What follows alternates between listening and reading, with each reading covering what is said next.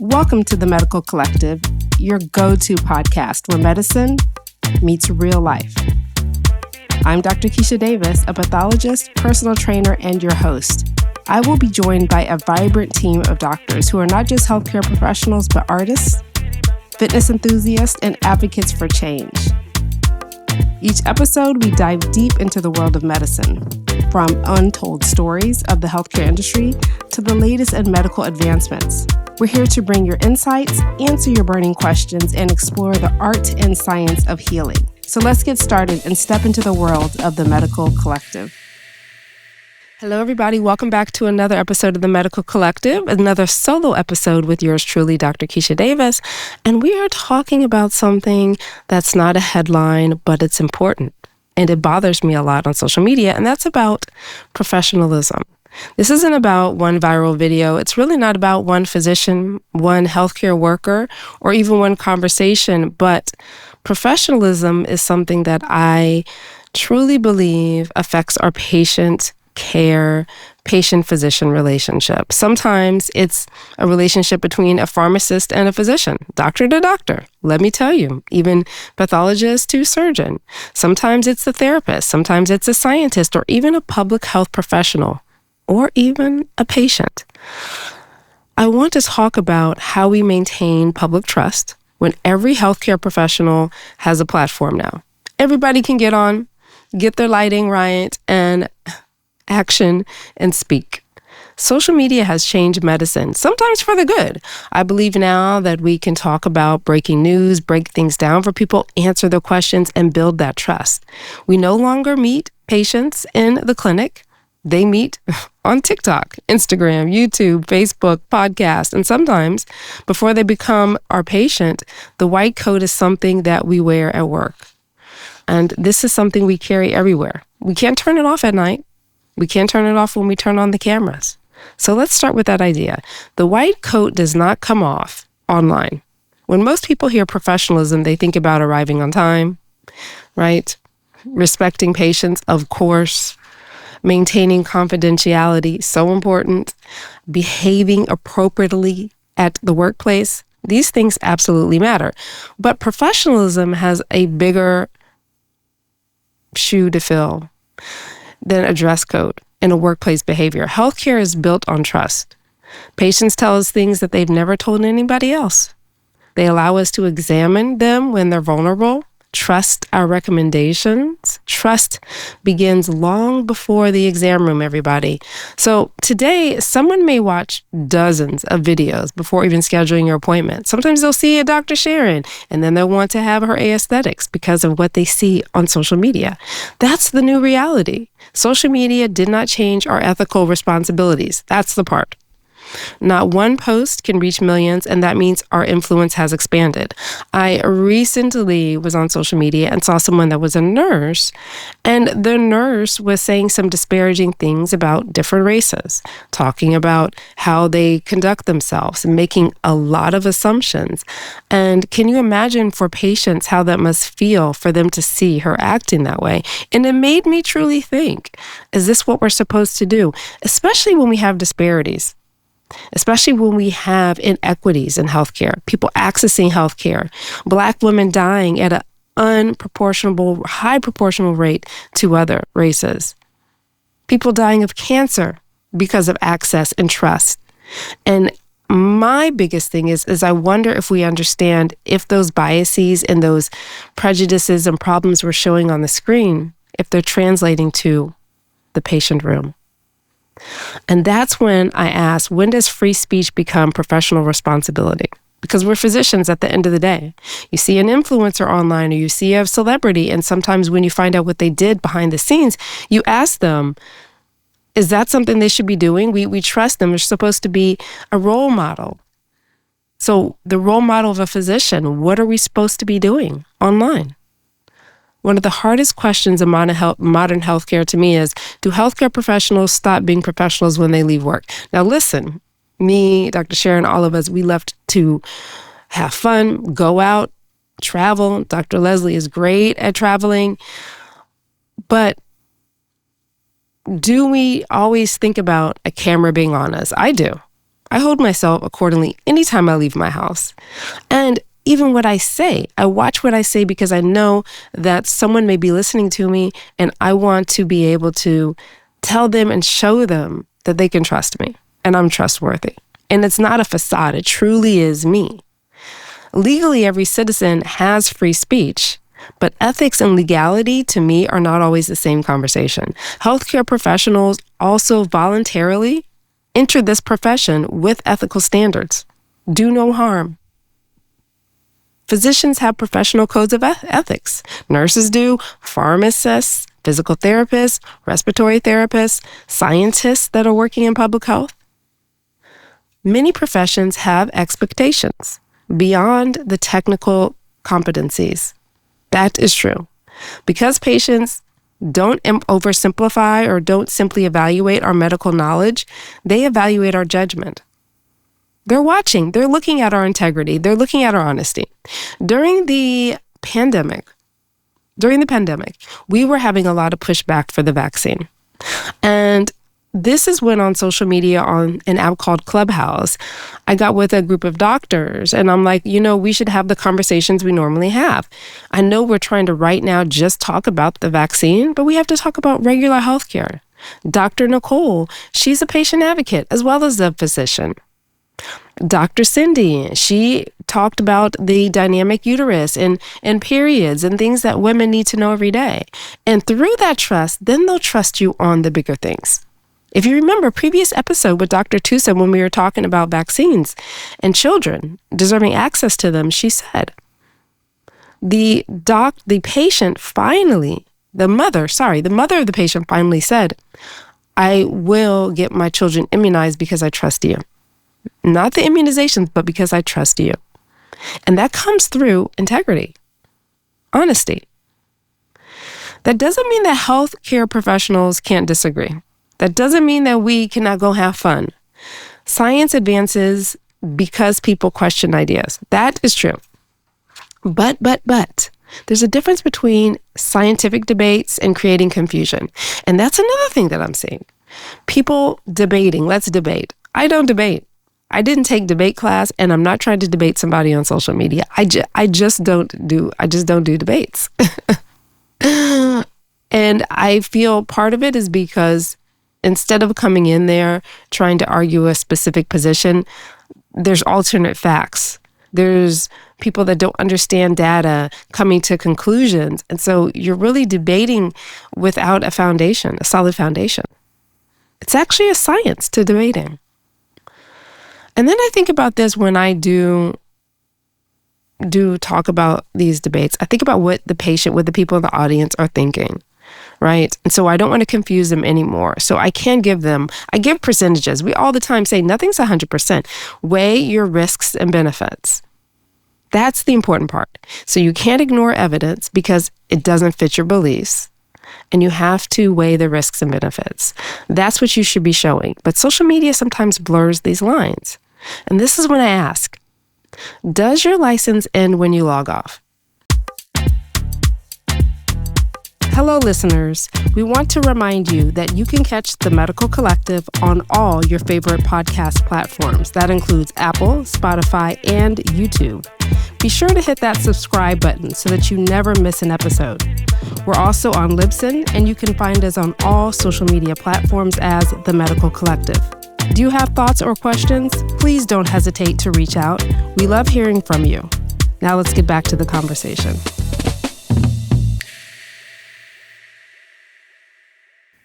When I finish this podcast and I go to the airport and we travel, now I am a pathologist.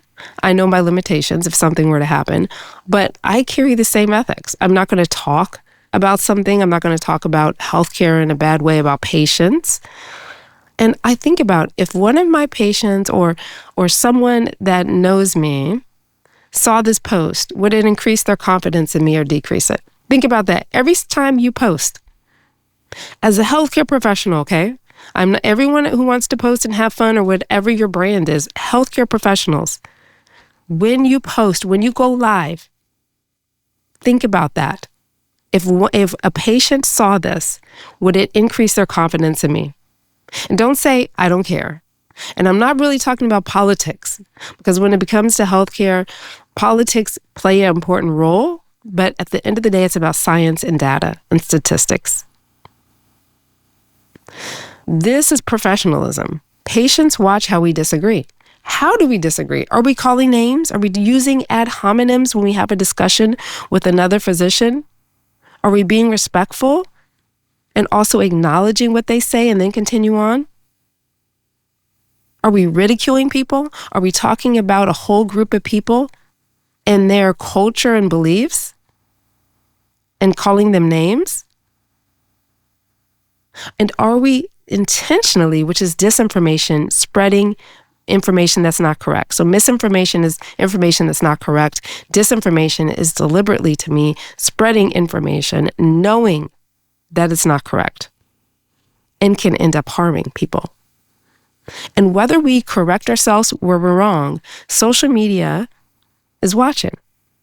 And we can do that. I've seen people do that, correct and say, you know what, I saw this, I agree with that. That is professionalism. It's not about making mistakes. It's about how do we navigate them even when we do. And we see healthcare influencers. Many people use social media to educate. Some use it to build businesses and products. What are we doing with that? This platform we have, it's a responsibility. When I gave my daughter a phone, or when she gets behind the wheel, she knows the responsibility that she has. And transparency does matter. Transparency matters, but we're crossing a line now where we're dancing in the surgery or talking about a patient under anesthesia. That's crossing the line. So be clear about what's evidence-based versus personal opinions too, when you are. And people will say, what would you do in my shoes? And we always stop and say, well, I'll tell you what I could do, but I'm not giving you advice. I'm not telling you what to do. You have to be clear with that because they're watching. So what do we owe the public? And beyond the information, beyond the data and statistics, every healthcare profession exists because society grants us trust. We do know that. It's the same thing. If somebody comes to my house and I'm thinking, I'm paying them, so they don't owe me anything. They don't owe me they don't have to cut my grass. And I have to trust them, and they have to trust me that I'm going to pay them and that they're going to do a good job. And trust is not automatic. I've said that before. It's earned. It's maintained. What do we owe the public? Beyond the data, we owe them honesty and humility. And humor. We owe evidence-based communication, respectful disagreement. We owe transparency. Patients deserve respect, and they're going to be watching us. They deserve it, not one day, not Monday, Tuesday, Wednesday, and then Saturday and Sunday we can be disrespectful. They deserve it continuously. And I truly believe if you do not go into this profession understanding that, then maybe this is not the profession for you. And it doesn't mean that we never disagree. It doesn't mean that we're going to have healthy debates, as I call them. But we have to know. We have to know our limits too. When we're tired on social media, don't go on there ranting. I do this thing called shopping, and I put things in my cart online and don't buy them right away. I think it's the same thing we need to do. If we're about to post, put it in your drafts and think about it. Let it marinate. Ask another friend about it. Look at it again when you're calm and see if you should really press send. See if you should really publish that. Maybe not. Sometimes we don't get it right. It's not about perfection. It's about really recognizing how you should be conducting yourselves and who's watching. Very important. Also, something else that I wanted to say that I did not get to was about the patient responsibility too. When we get on social media as patients, everybody, think about the other patients that are watching you. So when you tell your story, telling your story deserves the weight. Make sure that you are letting people know it's your story, right? So that what worked for you may not work for them. And that if you have a large following, have a professional or someone, if you're giving the scientific background of your disease, make sure that someone's looked at it, or that you maybe do a stitch with a medical professional. I think that also is part of what we should be doing professionally on social media. Because if you're a patient, you now are an influencer. You're a patient influencer. There's many of those. So all of us need to be respectful. We have bad experiences. Trust me, I understand a bad experience. But how do I want to convey that? How do I want, if my doctor was going to see it, would I want them to see it the way it is, even after I let it sit and marinate?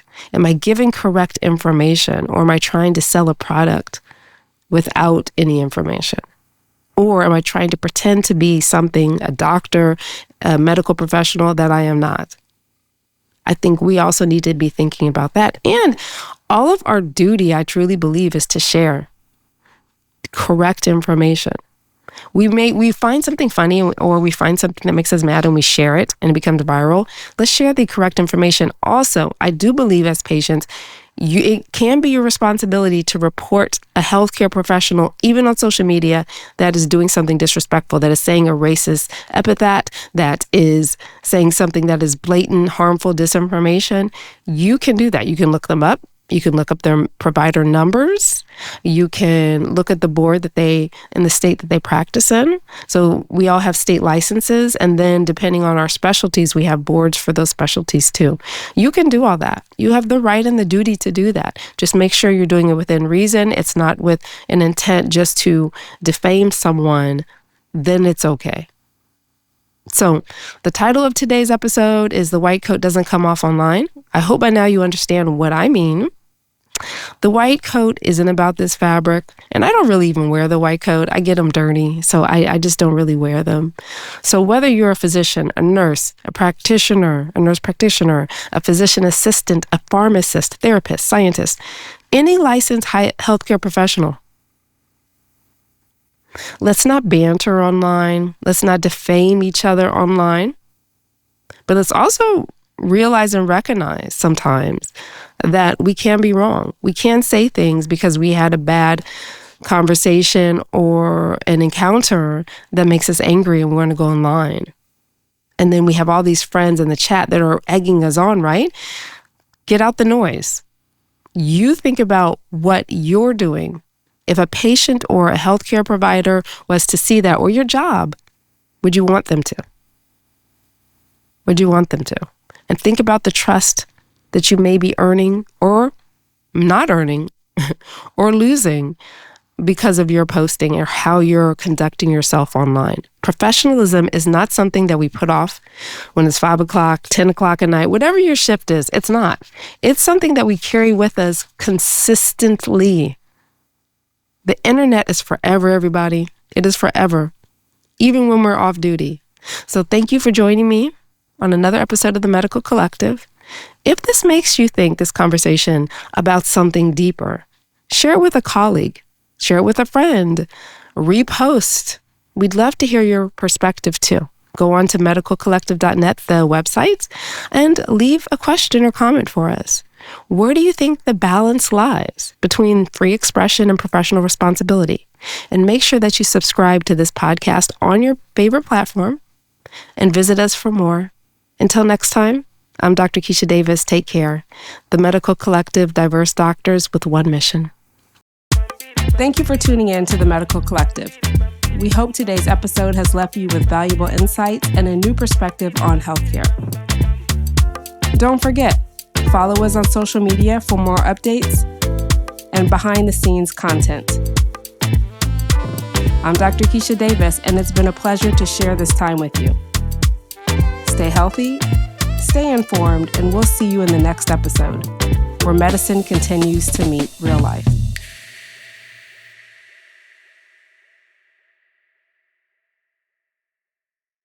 Please note that the content provided in the Medical Collective podcast, including text, graphics, images, and other material, is for informational purposes only. The content is not intended to be a substitute for professional medical advice, diagnosis, or treatment. Always seek the advice of your physician or other qualified health provider with any questions you may have regarding a medical condition. The views and opinions expressed on this podcast are solely those of the individual authors and guests and do not represent those of the medical collective, its staff, and any affiliated entities. The appearance of content on the podcast does not imply an endorsement. Neither the host, Dr. Keisha Davis, the co-host, or any guest of the podcast bear responsibility for the accuracy of the content provided or the use of information received through the podcast. Reliance on any information provided by the Medical Collective podcast, its employees, writers, or guests is solely at your own risk.